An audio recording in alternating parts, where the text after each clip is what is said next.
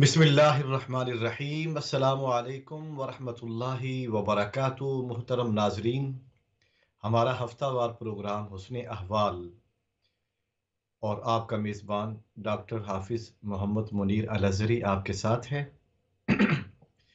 आज के प्रोग्राम में हम सूरह आराफ के बारे में बात करेंगे। सूरह आराफ ये मक्की सूरत है और ये पूरी की पूरी मक्का पाक के अंदर नाजिल हुई और इसका ज़माना नज़ूल हिजरत से पहले का है। और इसमें अल्लाह रब्बुल इज़्ज़त ने जो मज़ामीन हमें अता किए हैं उसके मुखातबीन वो मक्का के मुशरिकीन थे,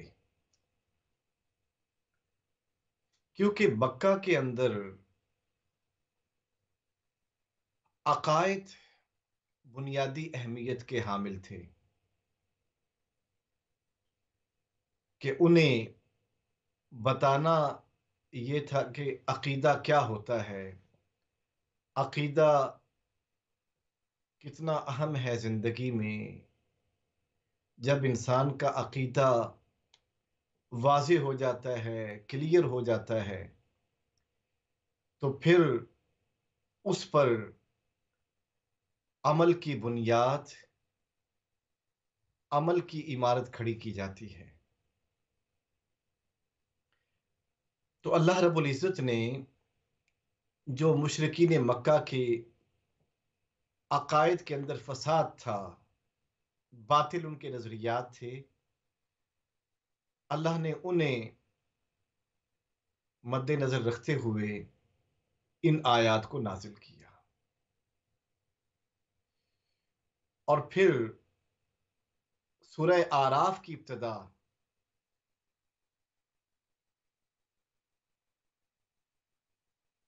हरूफ मुक़त्ताअत से की, अलिफ लाम मीम सॉद, कि इसकी मुराद को अल्लाह बेहतर जानते हैं और उसके बताने से उसके रसूल मुकर्रम सल्लल्लाहु अलैहि व आलिहि वसल्लम जानते हैं। और फिर आगे कुरान की आयत हम देखते हैं कि किताब उन्ज़िल इलैका, ए नबी मुकर्रम सल्लल्लाहु अलैहि व आलिहि वसल्लम, आपकी तरफ किताब नाजिल की गई है। फला यकुन फी सदरी का हरज, तो आपके सीने में तंगी अब नहीं होनी चाहिए। मिनहु, इसकी वजह से सीने में तंगी नहीं होनी चाहिए। लितुनज़िरा बिही व ज़िक्रा लिल मुमिनीन, ताकि आप इसके जरिए डराएं, और ये कुरान, ये किताब नसीहत है अहले ईमान के लिए।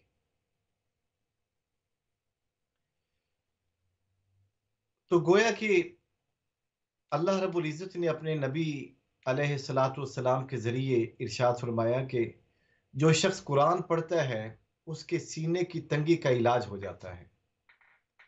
कुरान पढ़ने वाले का सीना तंग नहीं रहता, क्योंकि जब कुरान इंसान पढ़ता है तो फिर उसके सीने में कुशादगी आती है, दिल वसी हो जाता है, उसके दिल में हर एक के लिए मोहब्बत आ जाती है। उसको पता होता है कि हमने मोहब्बतों को कैसे तकसीम करना है। इससे बड़ी और कोई बात नहीं हो सकती कि हमने मोहब्बतों को कैसे तकसीम करना है, मोहब्बतों को आगे हमने कैसे फैलाना है। तो पहला मजमून इस सूरह पाक का ये है कि अल्लाह रब्बुल इज़्ज़त पूरी इंसानियत को तलकीन कर रहे हैं कि जो भी इस किताब हिदायत से रोशनी हासिल करेगा उसकी अंदर की तंगी खत्म हो जाएगी। हम इस इंसानी सोसाइटी में रहते हैं, बसा औकात हमारे अपने ही घर में बीवी जो है وہ شوہر سے تنگ پڑ جاتی ہے، شوہر بیوی سے تنگ پڑ جاتا ہے، اسی طرح اولاد اپنے ماں باپ سے اور ماں باپ اپنی اولاد سے اور لوگ اپنے رشتہ داروں سے تنگ پڑتے ہیں، دوستوں سے تنگ پڑ جاتے ہیں۔ تو اس کا علاج کیا ہے؟ اس کا علاج قرآن کی تلاوت ہے، قرآن کا فہم ہے، قرآن کی سمجھ ہے کہ اے لوگو، یہ کتاب تمہارے پاس موجود ہے، یہ کتاب ہدایت ہے، یہ کتاب رحمت ہے، یہ دل کو کھول دینے والی کتاب ہے، اس سے دلوں کے اندر وسعت آتی ہے، کشادگی آتی ہے۔ اس لیے اس کتاب کا مطالعہ کرو اور ہر روز مطالعہ کرو، اس کو سمجھنے کی کوشش کرو۔ جب تم اس کتاب کو سمجھو گے تو پھر تمہارے اندر بھی کشادگی آنا شروع ہو جائے گی، تمہارے اندر بھی ہدایت کے چراغ جلنا شروع ہو جائیں گے، اور پھر یہ ہر ایک کو کشادہ قلبی عطا کرتی ہے، یہ کتاب کشادہ دلی عطا کرتی ہے ہر ایک کو۔ جو بھی اس کے پاس آتا ہے اللہ تعالیٰ اسے کشادگی قلب عطا فرماتا ہے، لیکن اہل ایمان کے لیے نصیحت ہے۔ اگر کوئی اہل ایمان اس کے پاس آتا ہے، ویسے تو پوری انسانیت کے لیے یہ کتاب ہدایت ہے، کتاب رحمت ہے، اور جب ہدایت قبول کر لی جاتی ہے، انسان ایمان لے آتا ہے، تو پھر یہی کتاب اہل ایمان کے لیے نصیحت بن جاتی ہے، اور نصیحت بھی ایسی کہ جو دنیا میں بھی فائدہ دے اور آخرت میں بھی فائدہ دے۔ اس کے بعد ایک اور بڑا اہم مضمون ہے اس سورہ پاک میں جو ہم دیکھتے ہیں، مسئولیت، ذمہ داری، کہ اللہ رب العزت قیامت کے دن ہم سے ضرور پوچھے گا کہ تم نے دنیا میں کیا کیا، پوچھا جائے گا اس سے، اس کی مسئولیت ہوگی، اس سے ضرور پوچھا جائے گا کہ تم نے کیا انجام دیا، تم نے کیا عمل اختیار کیا تھا دنیا کے اندر۔ اور صرف انسانوں سے نہیں پوچھا جائے گا بلکہ اس کے ساتھ ساتھ رسولوں سے بھی پوچھا جائے گا۔ فَلَنَسْأَلَنَّ الَّذِينَ أُرْسِلَ إِلَيْهِمْ وَلَنَسْأَلَنَّ الْمُرْسَلِينَ۔ یہ آیت نمبر 6 ہے سورہ آراف کی، آپ اس کو دیکھ بھی سکتے ہیں، پڑھ بھی سکتے ہیں، کہ ہم ان سے ضرور پوچھیں گے جن کی طرف رسول بھیجے گئے، اور ہم رسولوں سے بھی پوچھیں گے، تاکہ انسانیت یہ سوال نہ کرے کہ جی ہم سے تو آپ پوچھ رہے ہیں، کیا آپ رسولوں سے نہ پوچھیں گے کہ انہوں نے بھی اپنا فرض ادا کیا یا نہ کیا؟ رسولوں سے بھی ہم پوچھیں گے کیا انہوں نے اپنا فرض ادا کیا یا نہ کیا۔ اگر انہوں نے اپنا فرض ادا کیا ہے، اور یقیناً کیا ہے، رسول اس دنیا میں اللہ کا پیغام پہنچانے کے لیے آتے ہیں، اور آگے چل کر ہم اسے بیان بھی کریں گے کہ جتنے بھی رسول آئے انہوں نے اپنی تبلیغ ادا کرنے کے بعد کیا کہا انسانیت سے۔ یہ ایک مستقل مضمون ہے، تو انبیاء اور رسول سے بھی پوچھا جائے گا اور عام انسانوں سے بھی پوچھا جائے گا، ہر ایک کی مسئولیت ہوگی۔ انبیاء اور رسول اللہ کی بارگاہ میں بتائیں گے کہ یا اللہ، جو تو نے ہمیں فرض سونپا تھا ہم نے ادا کیا۔ اب آگے اقوام کی مرضی ہے، ہماری قوم کی مرضی تھی، وہ قبول کرتے یا نہ کرتے۔ جنہوں نے قبول کیا وہ نجات پا گئے دنیا اور آخرت میں، جنہوں نے قبول نہ کیا وہ گھاٹے میں رہے۔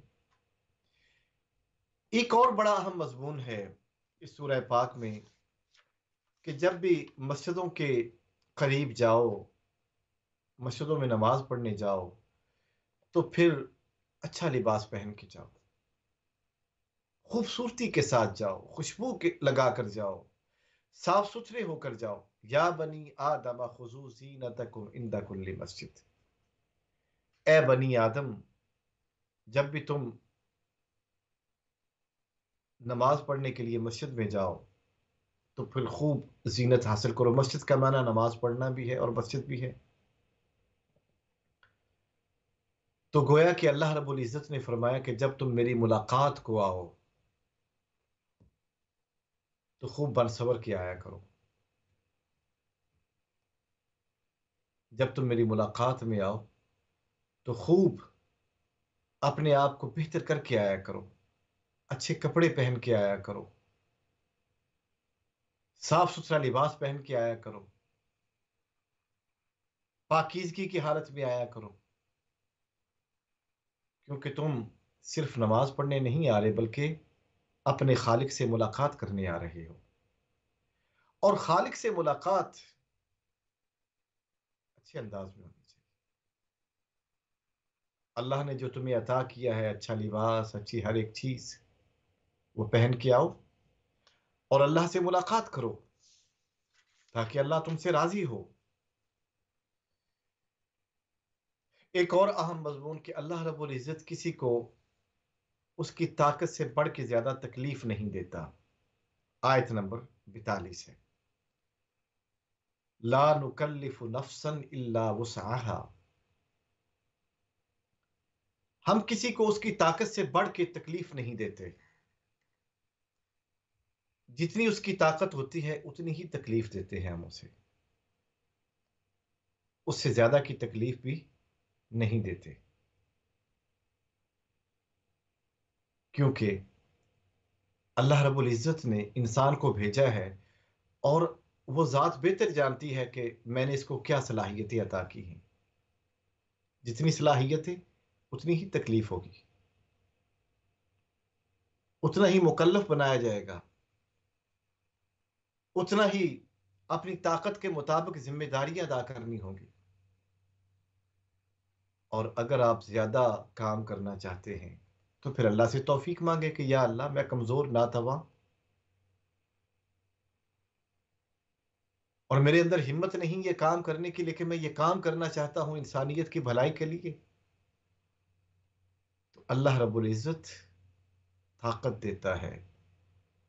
جو تم ذمہ داریاں مانگ رہے ہو، توفیق مانگ رہے ہو، ان ذمہ داریوں کی ادائیگی کے لیے توفیق مانگتے ہو، اللہ تعالیٰ تمہیں اس کی طاقت دے دے گا۔ مانگو تو صحیح اس رب سے، پھر دیکھو وہ تمہیں کیا چیز عطا فرماتا ہے۔ تم تم ان ذمہ داریوں کو بخوبی ادا کر سکو گے۔ آیت نمبر 43 کے اندر ایک اور اہم مضمون بیان کیا گیا، اور وہ مضمون یہ ہے کہ اس دنیا میں نیک لوگ ایک دوسرے کے لیے کینہ رکھ لیتے ہیں کسی غلط فہمی کی بنا پر، کسی کے بہکاوے میں آ کر وہ کینہ رکھ لیتے ہیں۔ تو اللہ رب العزت نے فرمایا کہ جب قیامت کا دن ہوگا تو ہم ان کے سینے کو اس کینہ سے پاک کر دیں گے، ان کا سینہ پاک ہو جائے گا، اس کینہ سے کینہ نہ رہے گا، اور جنت ہوتی ہی وہ ہے جس میں کینہ نہ ہو۔ وہ مکان جنت، وہ دل جنت، وہ گھر جنت، وہ سوسائٹی جنت ہو جاتی ہے کہ جس کے رہنے والے آپس میں ایک دوسرے کے خلاف کینہ نہ رکھیں۔ تو قرآن نے ایک پیغام دیا کہ کینہ مت رکھو، کینہ مت رکھو ایک دوسرے کے لیے۔ اور اگر کسی غلط فہمی کی بنا پر کینہ دل میں آ بھی جائے تو قیامت کے دن جب جنت میں اہل جنت اکٹھے ہوں گے تو وہ کینہ دل سے نکال لیا جائے گا۔ ایک اور بڑا اہم موضوع آراف کا ہے کہ اس کے نام پر یہ سورت رکھی گئی ہے۔ آراف اس جگہ کو کہتے ہیں جو جنت اور دوزخ کے مابین ہے، یا یہ وہ عرصہ ہے جو قبر اور حشر کے مابین ہوگا۔ تو جنت اور دوزخ کے مابین جو جگہ ہے وہاں پر کچھ وقت ہوگا، اور وہ ایک جگہ ہے جہاں پر وہ حساب و کتاب، یا وہ انتظار کر رہے ہوں گے کہ کب ہمیں موقع ملتا ہے اور ہمارا حساب و کتاب ہو، یا جن کے نیکیاں اور برائیاں برابر ہیں۔ تو اس سورہ پاک کا نام آراف رکھا گیا ہے۔ آگے چل کے ہم دیکھتے ہیں کہ انبیاء اور رسولوں کا تذکرہ ہو رہا ہے۔ حضرت نوح علیہ السلام کا ذکر ہے، حضرت ہود علیہ السلام کا ذکر ہے، قوم سمود کا ذکر ہے، حضرت لوط علیہ السلام کا ذکر ہے، حضرت موسیٰ علیہ السلام کا ذکر ہے، حضرت شعیب علیہ السلام کا ذکر ہے۔ قرآن ان تمام انبیاء اور رسولوں کا ذکر کر رہا ہے، اور ان میں جو کامن چیزیں ہیں وہ کیا ہیں کہ انبیاء نے اپنی قوم کو بلایا، آؤ یہ ہے اللہ کی ہدایت، توحید یہ ہے، بلایا اس کی طرف، اللہ کو ایک مانو، اللہ کو ایک مان کر اس کی بارگاہ میں جھک جاؤ، اس کے سامنے سر تسلیم خم کر لو۔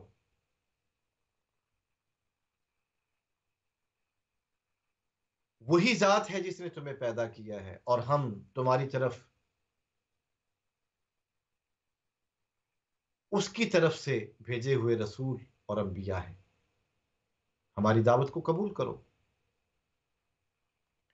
اور ان کا پہلا جواب یہ ہوتا تھا ان سب کا کہ تم ہمارے جیسے انسان ہی تو ہو، تم بھی کھاتے پیتے ہو، تم بھی بازاروں میں چلتے ہو، تمہاری بھی فیملی ہے، تمہاری بھی بچے ہیں، اولاد ہے، تمہارے بھی نارمل حالات ہیں ہماری طرح۔ ان کا پہلا جواب یہ ہوتا تھا۔ اور پھر انبیاء اور رسل ان کی جو بری عادات ہیں اس کے اوپر انہیں ٹوکا کرتے تھے کہ یہ برے کام چھوڑ دو، تم یہ تمہیں زیب نہیں دیتے، تم کھلی گمراہی کے اندر ہو، اور ہم تمہارے لیے ناصح بن کے آئے ہیں، تمہیں نصیحت کرتے ہیں۔ حضرت نوح علیہ السلام نے اپنی قوم سے کہا کہ میں تمہاری طرف اللہ کا پیغام پہنچانے والا ہوں، لیکن انہوں نے حضرت نوح علیہ السلام کی بات کو نہ سنا۔ آپ نے فرمایا کہ تم کھلی گمراہی میں ہو، اور میں تمہاری طرف رسول بنا کر بھیجا گیا۔ اب وہ کہہ رہے تھے کہ نہیں، تم نے جو کچھ کرنا ہے کر گزرو، ہم اپنے باپ دادا کے طور طریقوں کو کبھی نہ چھوڑیں گے۔ اب جو برائیاں نسل در نسل آ رہی ہیں ان کو اپنایا جا رہا ہے، اس لیے انہوں نے اس کو جھٹلایا، حضرت نوح علیہ السلام کو۔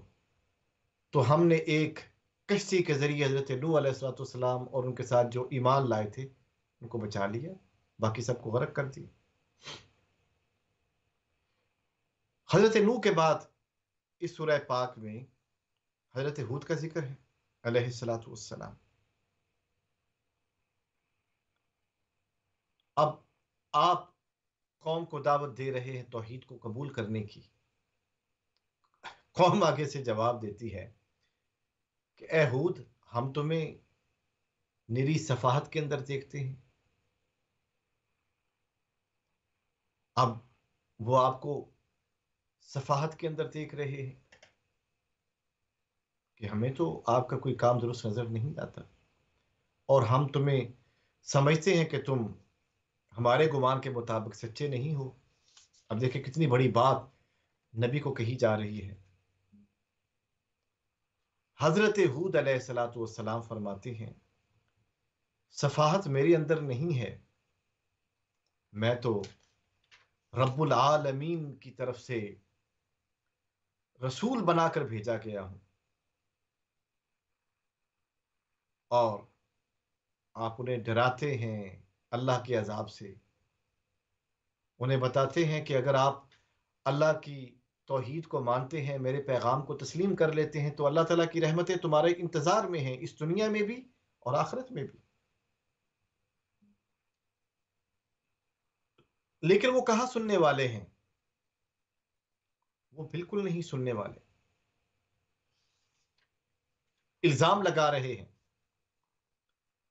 رسولوں کے اوپر الزام لگا رہے ہیں، اور کہہ رہے ہیں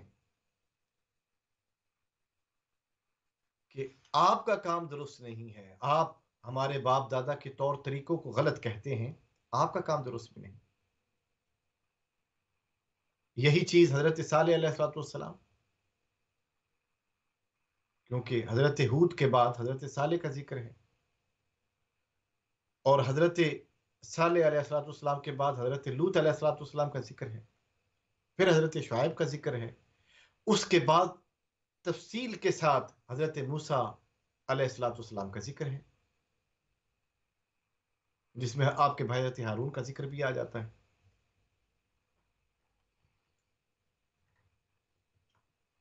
تو قوم الزام لگا رہی ہے کہ ہم تو اچھے بھلے تھے، آپ نے ہمارے باپ دادا کو برا کہہ دیا. آج بھی یہی صورتحال ہے. اگر ہماری قوم میں، اگر ہماری سوسائٹی میں کوئی برائی آ جاتی ہے، اور ہمارا امام اور عالم، ایک دائی، انہی برائیوں کی نشاندہی کرتا ہے کہ تم یہ غلط کام مت کرو، تو ہم اس کی بات کو نہیں سنتے، بلکہ ہم اسے برا بھلا کہنا شروع کر دیتے ہیں، جس طرح انبیاء کو ان کی قوموں نے برا بھلا کہا. اگر ہم کہیں کہ بھئی نماز پڑھو، وقت کیوں ضائع کرتے ہو، اس پر وہ سیخ پا ہو جاتے ہیں. اگر ہم کہیں کہ ناپ تول پورا کرو، قوم اس پہ سیخ پا ہوتی ہے. اگر کوئی دائی اور سکالر اور امام یہ کہہ دے کرپشن مت کرو، اس پر بھی ناراضگی ہے. کسی کے ساتھ دھوکہ مت کرو، اس پر بھی ناراضگی ہے. اپنے تھوڑے سے نفع کے لیے، اور وہ بھی وقتی منفیت کے لیے، ہم اللہ کے پیغام کو چھوڑ دیتے ہیں، اور نتیجہ کیا نکلتا ہے؟ تھوڑی دیر کے لیے نفع تو حاصل ہوتا ہے، فائدہ بھی ملتا ہے، لیکن ہمیشہ کے لیے ذلت مقدر بن جاتی ہے. ہمیشہ کی ذلتوں کو ہم نے کیا کرنا ہے؟ ہمیں ہمیشہ کی عزتیں چاہیے، اور عزتیں کہاں سے نصیب ہوتی ہیں؟ اللہ تعالیٰ کی جناب سے نصیب ہوتی ہیں. اور سورہ اعراف کے اندر ان قوموں کا ذکر کرنے کے بعد اللہ رب العزت نے ایک اصول بیان کیا، وَلَوْ أَنَّ أَهْلَ الْقُرَىٰ آمَنُوا وَاتَّقَوْا لَفَتَحْنَا عَلَيْهِمْ بَرَكَاتٍ مِّنَ السَّمَاءِ وَالْأَرْضِ. اگر وہ بستیوں والے ایمان لاتے، تقوی اختیار کرتے، پرہیزگاری اختیار کرتے، ہم ان پر آسمان سے برکتوں کے دروازے کھول دیتے. آسمان سے، زمین سے برکتوں کے دروازے ہم کھول دیتے. انہیں آسمان سے بھی برکتیں حاصل ہوتی اور زمین سے بھی خزانے انہیں نصیب ہوتے. گویا کہ ہر طرف سے اللہ کی رحمتیں اور برکتیں انہیں نصیب ہوتی. لَفَتَحْنَا عَلَيْهِمْ بَرَكَاتٍ مِّنَ السَّمَاءِ وَالْأَرْضِ. یہ اصول بیان کر دیا. سارے انبیاء اور رسولوں کا ذکر کرنے کے بعد، ان کی قوموں کا ذکر کرنے کے بعد، انہوں نے آپ کی بات کو نہ مانا، ہلاک ہو گئے، ذلتیں ابدی مقدر ہو گئی ان کے لیے. تو قرآن نے ایک اصول بیان کر دیا، اور یہ اصول کیا ہے؟ اگر وہ بستیوں والے، جن بستیوں میں اللہ کے رسول آئے تھے، انبیاء آئے تھے، انہیں سمجھانے کے لیے، اللہ کا پیغام پہنچانے کے لیے آئے تھے، اگر وہ بستیوں والے ایمان لاتے اور تقوی اختیار کرتے، لَفَتَحْنَا عَلَيْهِمْ بَرَكَاتٍ مِّنَ السَّمَاءِ وَالْأَرْضِ. ہم ان پر زمین و آسمان کی برکتوں کے دروازے کھول دیتے، برکتیں نازل کرتے ان کے اوپر. آسمان کی طرف سے بھی رحمتیں اور زمین کی طرف سے بھی برکتیں انہیں حاصل ہوتی. گویا کہ وہ زمین و آسمان کے مابین ہیں، تو ہر طرف سے خوشیاں ہی خوشیاں انہیں نصیب ہوتی. اور جو لوگ ایمان لاتے ہیں، تقوی اختیار کرتے ہیں، اللہ سے ڈرتے ہیں، اللہ سے محبتیں کرتے ہیں، اللہ سے اپنا دل لگا لیتے ہیں، انہیں پھر ڈر نہیں ہوتا، غم نہیں ہوتا. وہ اللہ تعالیٰ کی رحمت کا سایہ حاصل کرتے ہوئے زندگی کی دوڑ میں آگے بڑھنا شروع ہو جاتے ہیں، اور چلتے چلتے ترقی ان کے قدموں کو خود چوم لیتی ہے، اور پھر ان کے لیے اس دنیا کی بھی رحمتیں اور برکتیں ہوتی ہیں، اور آخرت میں اللہ تعالیٰ انہیں عزتوں کا تاج پہنائیں گے. محترم ناظرین، سورہ آراف کے مضامین اور خلاصہ یہ ابھی جاری و ساری ہے، جو ہم مزید بیان بھی کریں گے، اور تھوڑی ہی دیر میں بریک کا وقت بھی ہوا چاہتا ہے. مختصر بریک ہوگی اور بریک کے بعد پھر آپ ہمارے ساتھ ہوں گے. تو سورہ آراف کے جو آنے والے آگے کے مضامین ہیں، اس میں ایک اہم مضمون حضرت موسیٰ علیہ السلام کی قوم کا تذکرہ ہے. اس کے اوپر ہم تفصیل سے بات کریں گے، لیکن ایک مختصر سا وقفہ ہے، اور اس وقفے کے بعد انشاءاللہ آپ کے ساتھ دوبارہ ہوں گے. ہمارے ساتھ رہیے گا، ہم دوبارہ ملتے ہیں.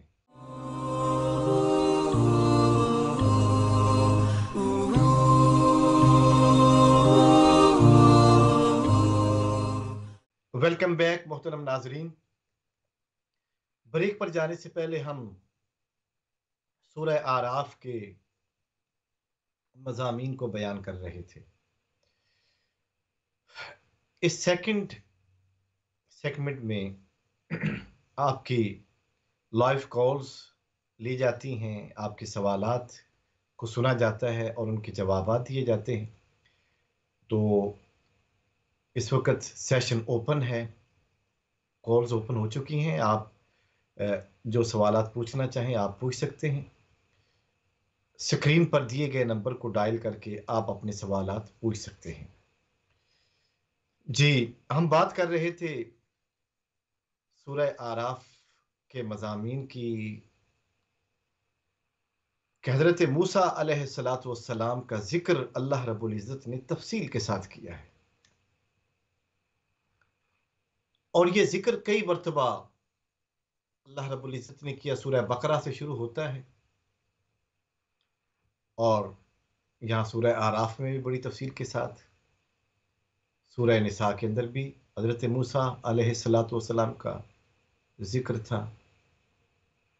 इसी तरीके साबका सफ़हात में हज़रत मूसा और उनकी कौम का जिक्र हम पढ़ते आए हैं, हमने बयान भी किया। यहाँ पर तफसील के साथ हज़रत मूसा अलैहिस्सलातु वस्सलाम का जिक्र हमें मिलता है, और इस जिक्र में ये एक चीज़ नुमाया है कि जब हज़रत मूसा अलैहिस्सलातु वस्सलाम अपनी कौम को बुलाते हैं, फ़िरौन को, उसकी हिवारियों को, कि आओ रब की तरफ आओ, रब के पैगाम को मानो,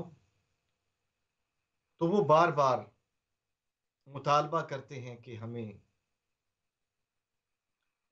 कभी मन्नो सलवा दिया जाए, कभी हमारे लिए ये फरमाइश पूरी की जाए, कभी वो फरमाइश पूरी की जाए।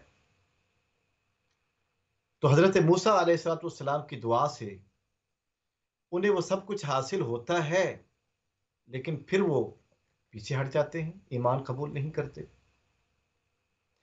उन पर मुख्तलिफ अजाब आते हैं उनकी नाफरमानियों के सबब। फिर वो हज़रत मूसा अलैहिस्सलातु वस्सलाम के पास आते हैं, दुआ करवाते हैं, अल्लाह ताला अजाब को टाल देता है, लेकिन फिर वो बाज नहीं आते। इसका मतलब ये है कि दुआ से मुसीबतें टलती तो हैं, शर्त यह है कि इंसान जब मुसीबत टल जाए तो इंसान उसके बाद अल्लाह की बंदगी करे और उसके साथ किसी को शरीक न ठहराए। हमारा मसला ये है कि हम जब दुआएं कबूल हो जाती हैं, जब हमें हमारे मकासद मिल जाते हैं, तो हम शिरक करते हैं। अल्लाह ताला शिरक से महफूज रखे। अभी एक कॉलर हमारे साथ है, देखते हैं हमसे क्या पूछती हैं। अस्सलाम वालेकुम व रहमतुल्लाहि व बरकातुहू। वालेकुम अस्सलाम रहमतुल्लाहि वबरकातुहू। शेख, मेरे पास 2 सवाल हैं प्लीज। जी जी पहला सवाल तो ये है कि जब हम नमाज पढ़ते हैं जी तो हम लोग जो हमारी पहली रकात होती है उसमें जो भी से हम सूरत या आयात पढ़ें वो उतनी ही लंबी होनी चाहिए जितनी सेकंड रकात में होती है, क्योंकि मैंने सुना है कि सेकंड रकात की आयात जो है वो कम होनी चाहिए पहली रकात से। पहला सवाल तो ये है।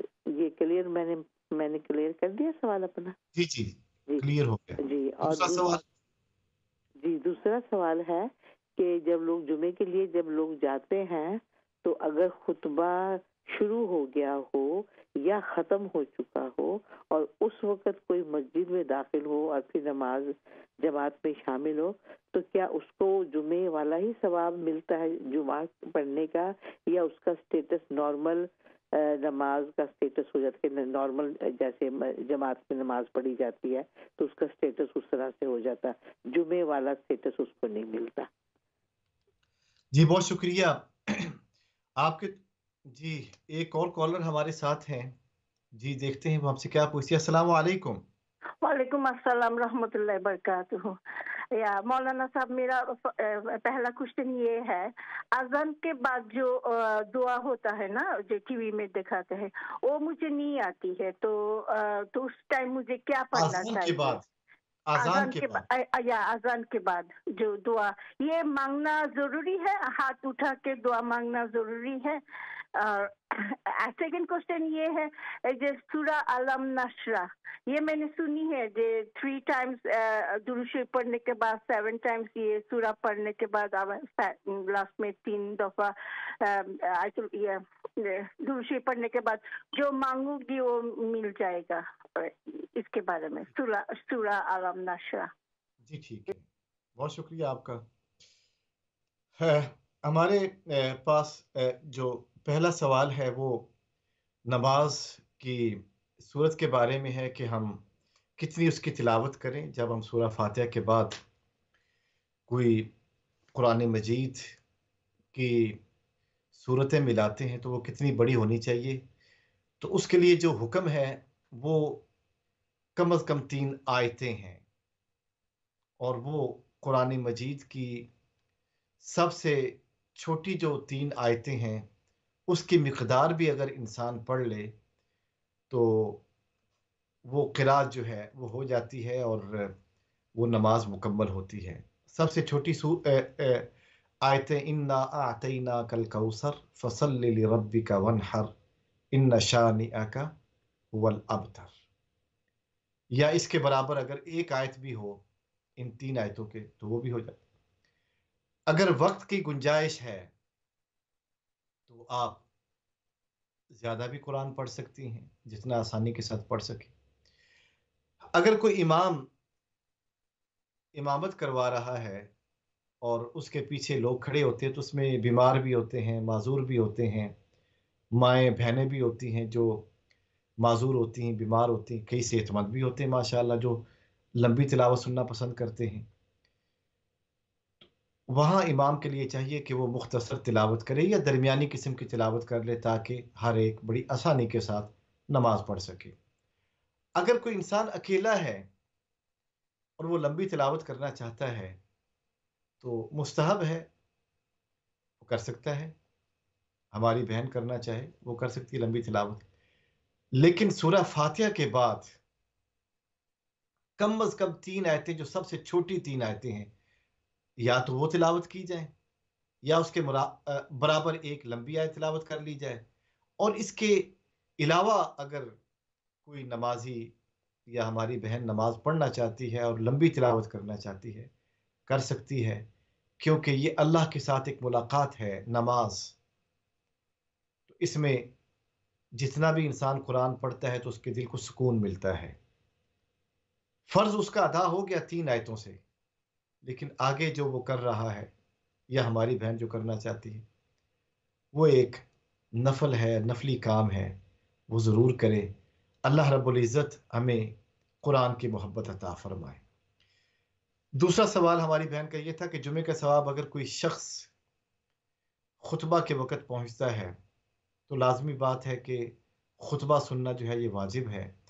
اگر اس نے خطبہ نہیں سنا تو ثواب میں بہرحال کمی ہے، لیکن اسے 2 جو اس نے فرض پڑھے ہیں جمعے کے اس کا ثواب ملے گا، اور جو خطبہ سننے کا ثواب تھا اس سے وہ محروم ہو گیا. تو ہمارے مسلمانوں کو چاہیے کہ جب انہوں نے جمعے کے لیے جانا ہو تو جانا تو ہوتا ہی ہے تو 10 منٹ پہلے چلے جائیں تاکہ وہ خطبہ سن سکے. عربی والا خطبہ جو کہ سنت ہے وہ ضرور سنیں تاکہ انہیں پورے جمعے کا ثواب حاصل ہو سکے. ایک کالر ہے ہمارے ساتھ، دیکھتے ہیں وہ ہم سے کیا پوچھتی ہے. السلام علیکم. وعلیکم السلام. بیٹا میں نے آپ سے یہ پوچھنا ہے کہ کئی دفعہ یہ جو بچے ماں باپ سے پہلے فوت ہو جاتے ہیں ان کا جائیداد میں حصہ کتنا ہوتا ہے جو بعد میں فوت ہو جاتے ہیں. تو مجھے تفصیل کے ساتھ بیٹا یہ بتاؤ، کیونکہ گھروں میں یہ اس باتوں پر آپ کو پتہ ہے کہ جو ہوتے ہیں پیسہ پوسا ہوتا پر جھگڑے ہوتے ہیں. یہ تفصیل سے آپ مجھے بتائیں کہ جو ماں باپ کے بعد فوت ہو جاتے ہیں ان کا حصہ کتنا ہوتا ہے کہ نہیں ہوتا. کیونکہ پاکستان میں تھے تو انہوں نے کہا کہ نہیں جی جو بعد میں مر جاتے ہیں ان کا کوئی حصہ ہی نہیں ہوتا بیچ میں، کیونکہ ہماری بہن جو تھی وہ فوت ہو گئی تھی تو اس کے 3 بچے تھے. تو ادھر جب ہمارا فیصلہ ہوا جائیداد کا تو ادھر پتہ نہیں انہوں لوگوں نے بتایا، کسی مفتی سے پوچھا کہ پتہ نہیں کس سے پوچھا تو انہوں نے کہا کہ جو بعد میں ماں باپ سے پہلے فوت ہو جاتے ہیں ان کا کوئی حصہ ہی نہیں ہوتا بیچ میں. تو پلیز یہ مجھے تفصیل سے بیٹا ذرا سمجھاؤ تاکہ جی یہ جھگڑے جو ہیں ہمارے ختم ہوں. جی بہت شکریہ آپ کا. جی اس کے بعد تیسرا سوال جو ہماری بہن نے پوچھا تھا وہ اذان کے بعد دعا کا کہ وہ دعا یاد نہیں ہوتی. تو وہ دعا پڑھنی مستحب ہے. اگر انسان پڑھے تو بڑی اچھی بات ہے، نہ پڑھے تو گناہ کوئی نہیں ہے اس کے اوپر.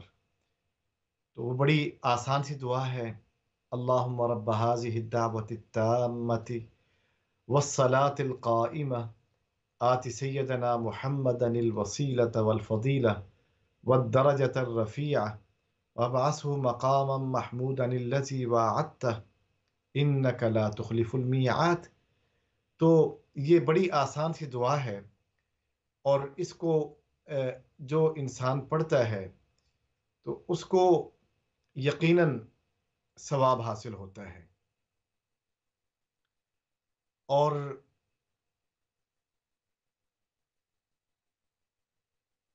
جو انسان اس کو نہ پڑھے تو اسے گناہ کوئی نہیں ہوتا، اسے گناہ نہیں ہوتا، بلکہ یہ ٹھیک ہے ایک مستحب عمل ہے۔ اگر کوئی مستحب عمل کرتا ہے تو ٹھیک ہے، اگر کوئی مستحب عمل نہیں کرتا تو اس کی وجہ سے یہ نہیں ہم کہہ سکتے کہ وہ گناہ گار ہے۔ ایک اور ہماری بہن نے سوال کیا سورہ علم نشرہ کے بارے میں کہ ہم پڑھ کے اور ساتھ درود پاک پڑھ کے دعا کریں تو اللہ تعالیٰ ہماری دعا کو قبول فرمائے گا۔ بات یہ ہے کہ اللہ ہماری شارک سے بھی زیادہ قریب ہے، اور اللہ رب العزت نے قرآن کے اندر ارشاد فرمایا، یہ ارشاد فرمایا کہ وَإِذَا سَأَلَكَ عِبَادِي عَنِّي فَإِنِّي قَرِيب، جب بھی میرے بندے تجھ سے یہ سوال کریں میرے بارے میں کہ میں کہاں ہوں، انہیں یہ بتاؤ کہ میں تمہارے بہت قریب ہوں، اور اجیب دعوت الداعی اذا دعانی، میں جو بھی وہ دعا کرتے ہیں میں ان کی دعاؤں کو قبول کرتا ہوں۔ تو انسان جو بھی دل سے دعا مانگے اللہ تعالیٰ قبول فرماتا ہے۔ اگر سورہ علم نشرہ پڑھ کے اور یہ درود پاک پڑھ کے دعا کی جائے اور بھی بہت اچھی بات ہے، اور پھر حدیث پاک کے اندر ہے کہ اگر آپ درود پاک پڑھ کے دعا کرتے ہیں تو وہ دعا قبول ہو جاتی ہے۔ ایک اور سوال کیا گیا ہے کہ ماں باپ سے پہلے اگر فوت ہو جائے کوئی بچہ تو کیا وہ وارث ہوگا یا نہیں ہوگا؟ یہ ایک بڑا اہم سوال ہے۔ تو دارالفتاء مصر کا جو فتویٰ ہے وہ یہ ہے کہ وہ یقیناً وارث ہوگا، اور شرط یہ ہے کہ جو انہیں وراثت دی جائے گی وہ مال کا تیسرا حصہ ہوگا، تیسرے حصے سے زیادہ وراثت نہیں ہونی چاہیے، تیسرا حصہ انہیں دینا چاہیے، کیونکہ تیسرا حصہ جو ہے وہ ایز اے وصیت ہوتا ہے، تو تیسرا حصہ جو ہے وہ مال کا انہیں دیا جائے گا۔ تو میری بہن نے اور جو سوال کیا ہے کہ پاکستان میں یا یہاں پر جو ہے وصیت کرنی ہوتی ہے، ہم نے ول لکھوانی ہوتی ہے یو کے اندر یا یورپ کے اندر کہ اتنا حصہ جو ہے وہ دیا جائے۔ تو اگر ماں باپ سے پہلے کوئی فوت ہو جائے اور اس کے آگے بچے ہوں تو مال کا تیسرا حصہ جو ہے وہ انہیں دیا جائے گا اور اس کی وصیت کی جائے گی تاکہ وہ بھی اپنی زندگی کو بہتر انداز میں گزار سکیں۔ تو فتویٰ علماء کا یہ ہے، فقہا کا یہ ہے کہ مال کا تیسرا حصہ جو ہے وہ انہیں دیا جائے گا۔ اگر ماں باپ سے پہلے اگر کوئی بچہ فوت ہو جاتا ہے تو ان کے جو بچے ہیں یعنی ان کے جو پوتے اور پوتیاں ہیں دیا جائے گا، اور یہ بطور وصیت دیا جائے گا۔ اگر اس نے وصیت کی یا نہیں کی دونوں صورتوں میں انہیں دیا جائے گا تاکہ وہ بھی اپنی زندگی کو بہتر انداز میں گزار سکیں۔ اللہ رب العزت ہمیں دینی معاملات کو سمجھنے کی توفیق عطا فرمائے۔ امید ہے کہ یہ وراثت کا مسئلہ کلیئر ہو چکا ہے۔ ہم بات کر رہے تھے حضرت موسیٰ علیہ السلام کے حوالے سے کہ اللہ رب العزت نے اس کا تفصیل کے ساتھ ذکر کیا ہے، اور پھر آپ کے بھائی حضرت ہارون علیہ السلام کو آپ کے ساتھ بھیجا ایز اے ہیلپ کرنے کے لیے تاکہ وہ آپ کے مساعد ہوں، مددگار ہوں۔ اس کے بعد سورہ آراف کا ایک اہم موضوع وہ یہ ہے کہ اللہ رب العزت ارشاد فرما رہے ہیں، اے نبی صلی اللہ علیہ وآلہ وسلم، تمہیں پوری انسانیت کے لیے رسول بنا کر بھیجا گیا ہے، اور اس سے ختم نبوت کا مسئلہ اجاگر ہوتا ہے۔ قل یا ایہا الناس انی رسول اللہ الیکم جمیعا، اے نبی مکرم صلی اللہ علیہ وآلہ وسلم آپ فرما دیں، اے پوری انسانیت، انی رسول اللہ الیکم جمیعا، میں پوری انسانیت کے لیے نبی بنا کر بھیجا ہوں، تم سب کی طرف نبی بنا کر بھیجا گیا ہوں، تم سب کی طرف رسول بنا کر بھیجا گیا ہوں۔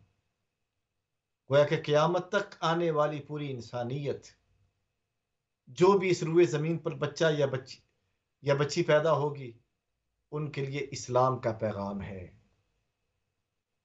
آخری پیغام، اسلام کا پیغام، آخری نبی کا پیغام اس کے لیے فائدہ مند ہے، اور اسی سے ختم نبوت کا مسئلہ اجاگر ہو جاتا ہے۔ قرآن کے بعد کوئی کتاب نہیں، اور رسول کریم علیہ الصلوۃ والسلام کے بعد کوئی رسول نہیں، کوئی نبی نہیں،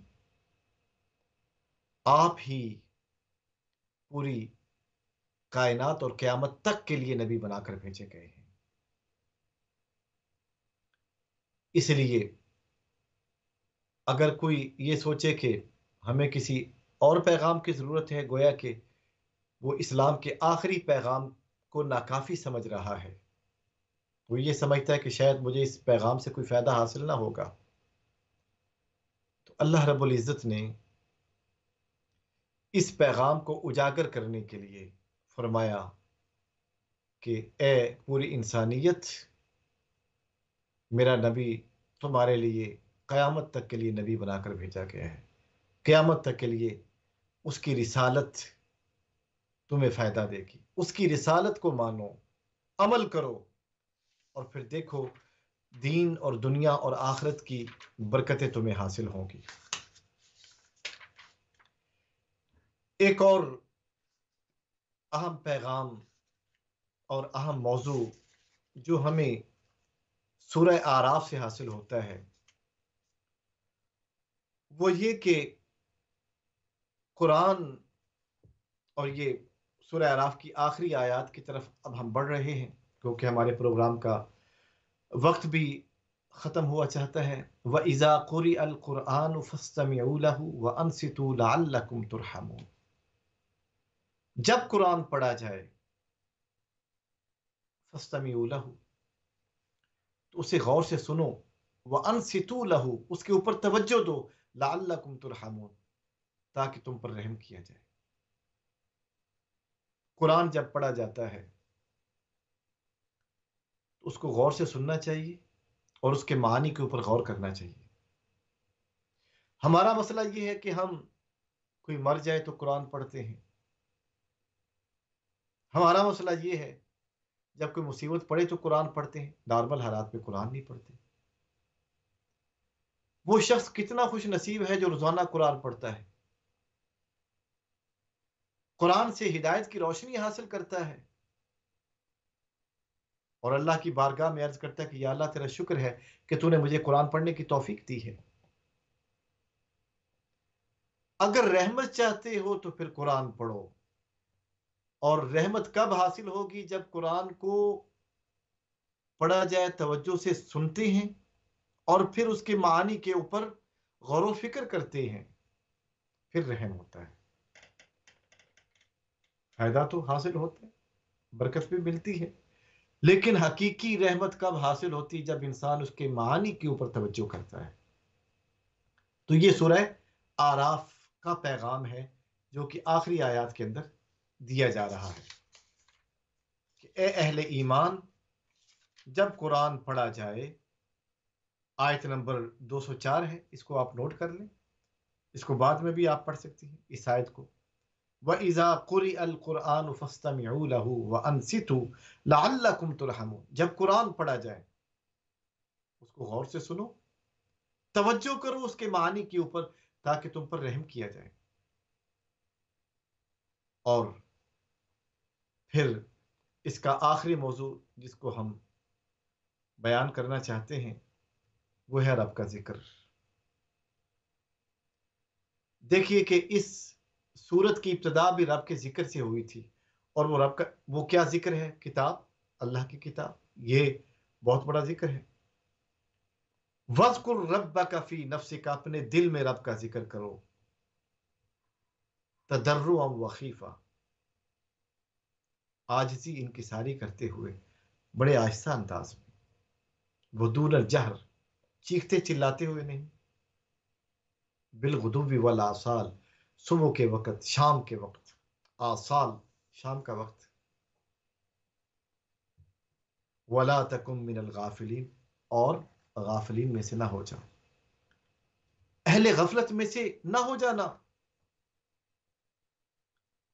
تو سورت کا آغاز بھی رب کے ذکر سے ہوا تھا، کتاب سے ہوا تھا کہ رب کا ذکر کرو۔ کتاب، کہ یہ کتاب جو آپ کی طرف نازل کی گئی ہے، اس کو پڑھنے کے بعد، سننے کے بعد دل میں تنگی نہیں ہونی چاہیے، دل میں کشادگی آنی چاہیے۔ وَذِكْرَىٰ لِلْمُؤْمِنِينَ لِتُنذِرَ بِهِ، تاکہ اس کتاب کے ذریعے آپ دوسروں کو ڈرائیں، اللہ کے عذاب سے، بری عادتوں سے، ہلاک کرنے والے کاموں سے ڈرائیں، اور یہ نصیحت ہے اہل ایمان کے لیے۔ وَذِكْرَىٰ لِلْمُؤْمِنِينَ، اور یہ نصیحت ہے اہل ایمان کے لیے۔ اور اس صورت کا اختتام بھی، یہ سیکنڈ لاسٹ آیت ہے 205، وَاذْكُرْ رَبَّكَ فِي نَفْسِكَ تَضَرُّعًا وَخِيفَةً، اپنے رب کا ذکر کرو، اپنے دل میں کرو۔ نفس کا معنی دل بھی ہے، ذات بھی ہے، جان بھی ہے۔ اگر نفس ہو، فا کے اوپر جزم ہو، تو اس کا معنی ذات ہے، جان ہے، دل ہے۔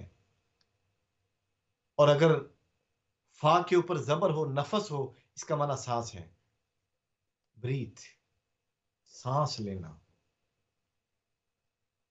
کہ تم ذکر کرو اپنے رب کا، اپنے دل میں کرو،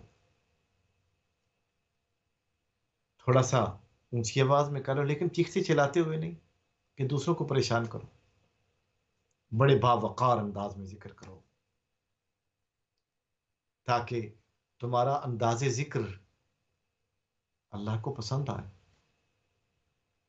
اور جب تم ذکر کر رہے ہو تو لوگ بھی تمہیں پسند کریں کہ دیکھیں اللہ کا ذکر ہو رہا ہے۔ اور اس کے بعد پھر اللہ رب العزت اس سورہ پاک کا اختتام اس پہ کرتے ہیں کہ اللہ کی تسبیح بیان کی جائے اور سجدہ کیا جائے۔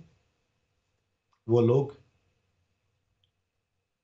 جو رب کے پاس حاضر ہوتے ہیں وہ تکبر نہیں کیا کرتے، رب کی بارگاہ میں حاضری دینے والے تکبر نہیں کرتے، متکبر نہیں ہوتے، عاجزی کے ساتھ، انکساری کے ساتھ سجدے کرتے ہیں، اللہ تعالیٰ کا شکر ادا کرتے ہیں۔ گویا کہ یہ صورت ہمیں عاجزی انکساری دکھاتی ہے، اور یہ بھی اس سے ایک موضوع نکلتا ہے کہ اگر ہم دیکھنا چاہیں کس کی عبادت قبول ہوئی یا نہ ہوئی، اگر عبادت کرنے کے بعد عاجزی آ گئی تو سمجھ لیں عبادت قبول ہے، اگر عبادت کرنے کے بعد عاجزی نہ آئی، تکبر آ گیا، تو سمجھ لیں عبادت قبول نہ ہو سکی، چونکہ جو شیطان نے عبادت کی تھی تو اس کی عبادت کے بعد اس کے دل میں تکبر آ گیا تھا، اور جو حضرت آدم علیہ السلام نے عبادت کی اس کے بعد ان کے اندر عاجزی آئی تھی۔ سیدنا آدم علیہ السلام نے عبادت کے بعد عاجزی اختیار کی، اور شیطان نے اپنی عبادت کے بعد تکبر کیا۔ تو گویا کہ جس کی عبادت قبول ہوتی ہے اسے عاجزی اور انکساری نصیب ہوتی ہے، اور جس کی عبادت قبول نہیں ہوتی اسے عاجزی بھی نصیب نہیں ہوتی، وہ متکبر ہو جاتا ہے۔ محترم ناظرین، آج سورہ اعراف کا خلاصہ ہم نے آپ کے سامنے رکھا۔ اس کے مضامین کو بیان کیا، اور اگلے ہفتے انشاءاللہ ہم سورہ انفال کے موضوعات کے بارے میں بیان کریں گے، اس کا پورا خلاصہ آپ کو بتائیں گے، اور پروگرام کا وقت ختم ہونے کے قریب ہے۔ اس دعا کے ساتھ اجازت چاہیں گے، اللہ رب العزت ہمیں قرآن پڑھنے کی توفیق عطا فرمائے، اس کی سمجھ عطا کرے، اس پر عمل پیرا ہونے کی توفیق عطا فرمائے۔ اللہ تعالی ہمارے گھروں میں قرآن کا نور اتارے، قرآن کی برکت ہمیں حاصل ہو، اور قرآن کے ذریعے ہمیں دنیا اور آخرت کی کامیابی نصیب ہو۔ آمین۔ وآخر دعوانا ان الحمد للہ رب العالمین۔